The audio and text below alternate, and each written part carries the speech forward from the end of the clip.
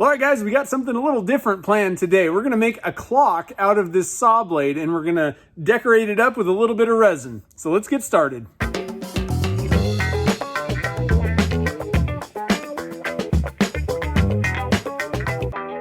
So I got this saw blade back from my sharpener last time, and he wrote last grind on it, which means that, once it's dull, it's done, and he can't grind it and sharpen it again because the teeth are so ground down that there's nothing left to grind.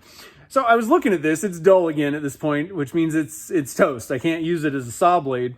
But I was looking at it and I was thinking, man, this would be a really cool clock. You can kind of spruce it up somehow, decorate it, and, put a clock movement on it, and you got a cool clock. So, and I'm saving it from just throwing it into the trash. So, anyway, that's what we're going to do today. Pretty simple project, really. All you got to do is go buy a clock movement. I got this on Amazon. They got lots of them. They're super cheap. They're battery operated. Even has a little wall mount to make everything easy.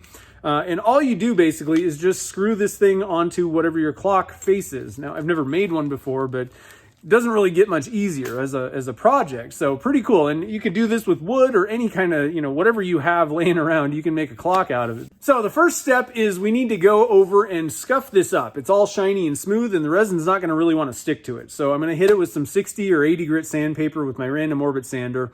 And then after that, I'm going to wipe it down with some acetone. And then before we get started with the resin, what I want to do is I want to paint it black. I want to have a dark substrate, basically.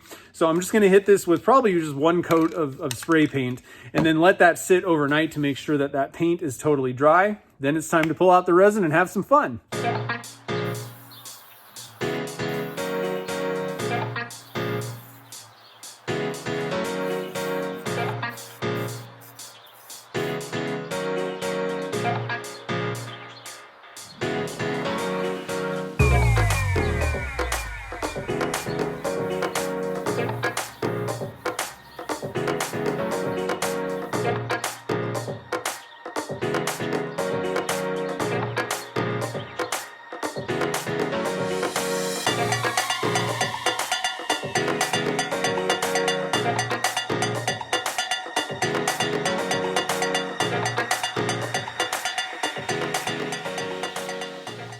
All right, so we're all mixed up, and I have some pigments, some cups ready. Let's get going on this.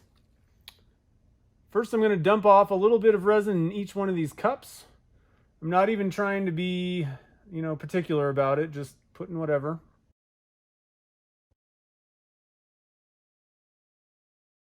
All right, so our first color, we're going to go with Divine Pigments Lagoon Blue. I'm just going to kind of dump a little bit in there.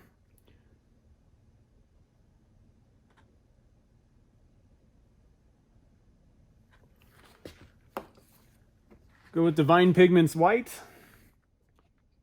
I'm going to use a little bit of glow powder in this. I thought that'd be kind of fun. So we're going to go with a little bit of green.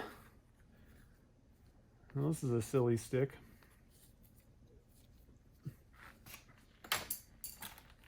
Get a better stick.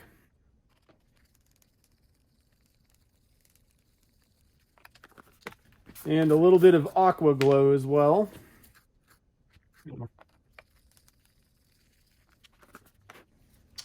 A little bit of fluorescent green.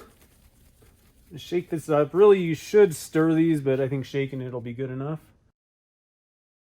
Let's start mixing some of these guys up here. See what we got. Good. So these Divine Pigments are an opaque pigment that Braxton Frankenberry makes, and you can get these at Turner's Warehouse.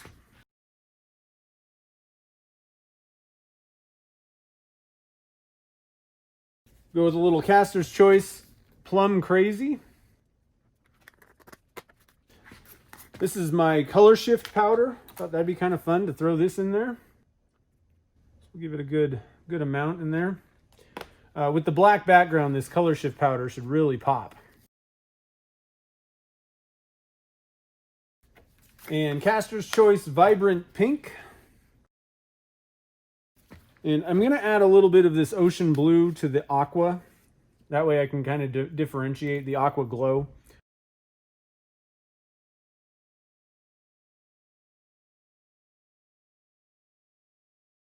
We'll go with a little bit of the Illumidust Pewter. This is one of my favorite colors.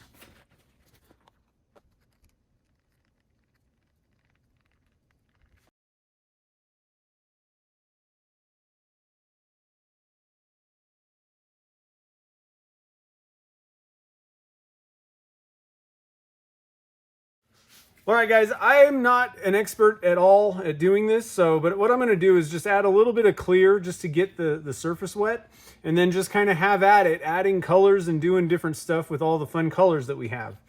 So let's get this thing wetted down a little bit.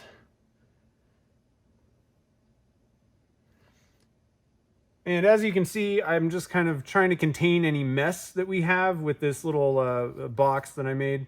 And I've got it set up on just a plastic bottle, like a jar lid. So we're good to go there. I think I'm just going to kind of rub it in.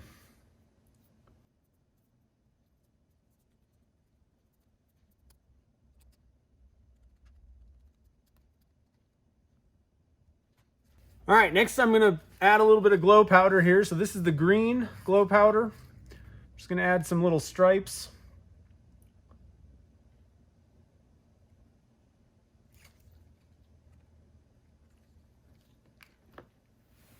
And we'll add some aqua as well.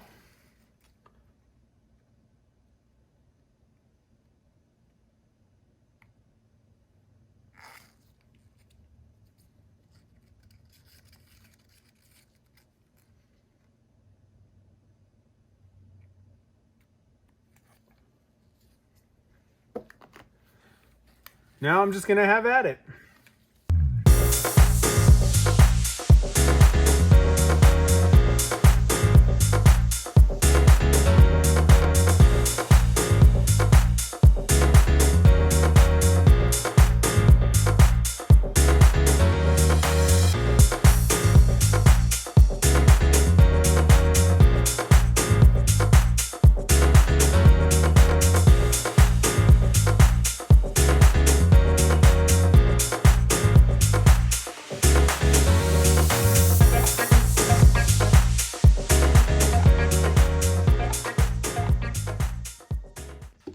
All right, now I am happy with how this looks, but these are all going to kind of flatten out. I'm not going to get it, to stay.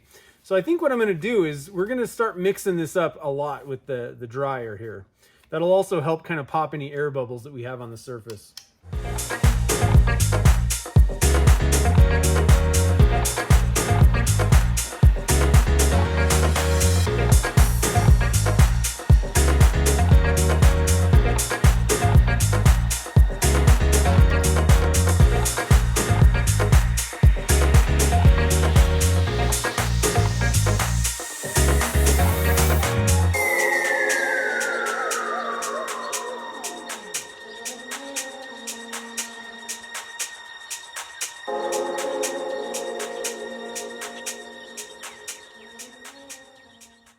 All right, guys, so the last thing, we're going to add some little tick marks with these little resin cast skulls. Frank, one of my patrons, sent these in, and so I'm going to try and get these kind of arranged where the numbers go. If they're not perfect, no big deal, but I'm going to try and drop them in, and they'll be kind of stuck into the resin, and they'll work for our numbers. So let's try this out. Ooh, good one.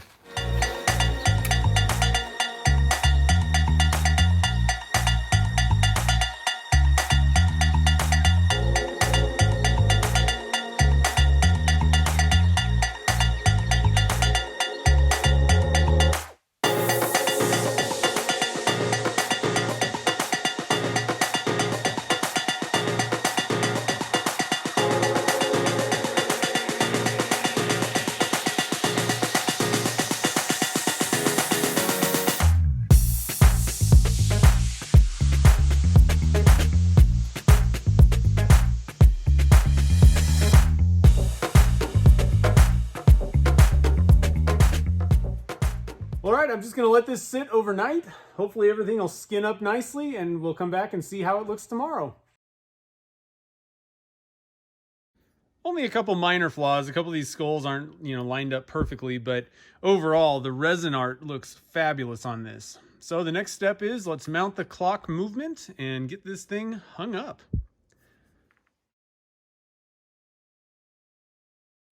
All right, now here are the parts that came in my kit. We have the clock movement.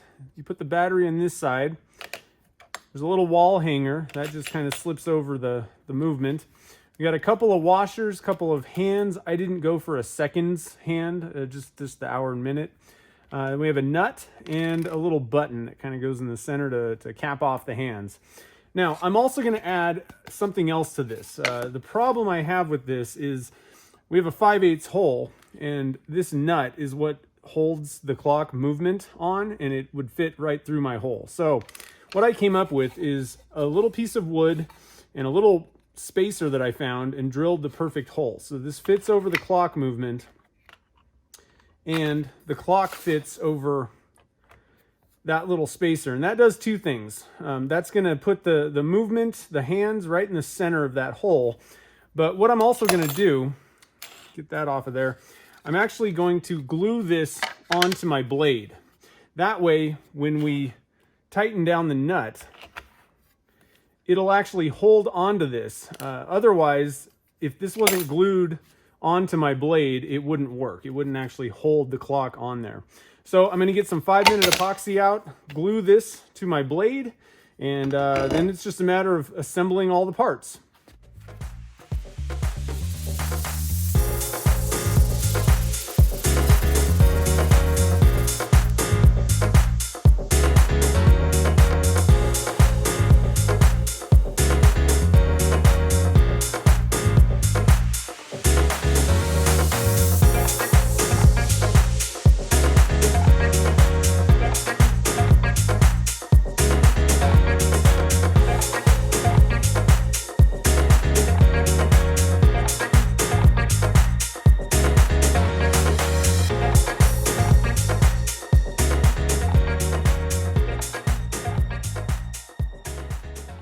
While this is setting up, I'm actually going to mount the clock to the blade, and that will also kind of help give a little bit of grip and make sure that that thing glues onto the back of the blade. So first thing, we're going to put our hanger on. That just kind of fits right like that. 12 o'clock is right there, and this is the top, so get it pretty close. I'm excluding this rubber gasket. I don't think we need it. Put a little washer and then the nut.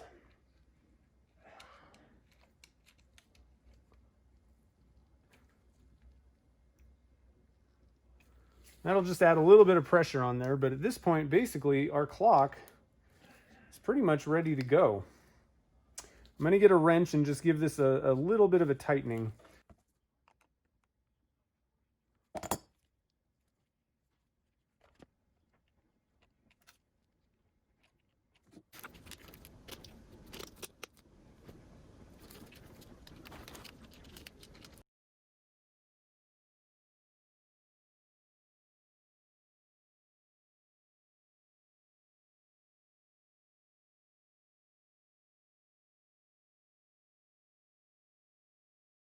Well, all right, guys, we got it all finished up, and it is looking fabulous. I'm really happy with how the resin art turned out. I mean, that's a pretty easy thing to do. Anybody can do it. I wasn't going for anything in particular. I just picked some random colors and swirled them around, and this is what we got. And this is kind of how it's been every time I've done resin art. You know, I don't necessarily have a specific plan. I think it'd be a lot harder if you're trying to get something very specific. But if you're willing to just kind of let the colors be whatever they are, it's very easy and you generally get pretty good results. Now there's a couple of little things that I would change next time I did this. I kind of did this really fast. I just wanted to make something out of the saw blade and wasn't particularly concerned about the details on this one. I just wanted to have some fun, you know. But the hands on this clock are a little bit way too big. So I would change that, and I can actually just either, you know, cut these a little bit or just go get different hands. It's not a big deal. You just press them on. The skulls, a couple of them are kind of a little bit off, and they're probably not, you know, aligned perfectly for the numbers. I think there's, you know, different ways that you could, you know, mark and have those things set correctly. Doing a different thing with maybe a template or something like that. But like I said, I didn't really care. In general, I kind of know, you know, what hours are which. And I was just doing this to kind of spruce up the shop. So it's not that big of a deal. I got a digital clock behind me if I really need to know the time. One thing that I would probably do a little bit different, when I mounted the little skulls on there, I just did it on the initial pour. I only did, you know, one pour with resin. I think it would be better to, get your color layers finished, let it, harden up, and then do another coat of maybe just clear, then drop your skulls in, or maybe even just add a little bit of, CA glue or something to stick them in place. I think that would probably be a better way to do it. What I ended up getting was the resin kind of pushed out around them, which is it's not the worst thing in the world, but it definitely does. It's a flaw, I would say. So a couple little notes, like I said, but overall, I'm really happy with this. And I hope that other people try this out, take something that you would otherwise be tossing in the trash and upcycle it into, a clock. It's pretty simple. Now, one other thing that I want to mention also, if you're, whatever you take, if you're not using like a saw blade, it already had that 5/8 hole in the middle. Most things people do are just a flat surface with no holes in it. And at that point, you can just drill one hole and it'll be the right size to fit your clock movement on. That's a lot easier than having to deal with all that backing. But at the same time, it wasn't that hard to kind of figure out a simple way to get that to work. So I'll have links down in the show notes below if you want to pick up one of these clock movements on Amazon. The resins I used, all that kind of stuff. So check those links down below.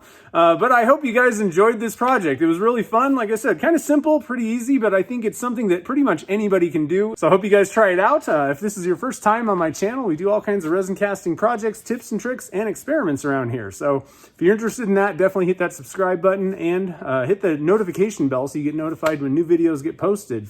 And if you're thinking about getting into resin casting, but you're not really sure where to begin, check out my ebook, The Beginner's Guide to Resin Casting. It answers all those beginner questions like, what do I need to get started? What type of resin should I get? It'll help you get over that initial learning curve so you can get in the shop and start making some resin cast projects of your own. So it's on my website if you are interested. So I will have links to the clock kit that I have and a couple other things on Amazon down in the show notes that I used in this episode. So be looking down there. But until next time, guys, thanks for watching this video and happy casting.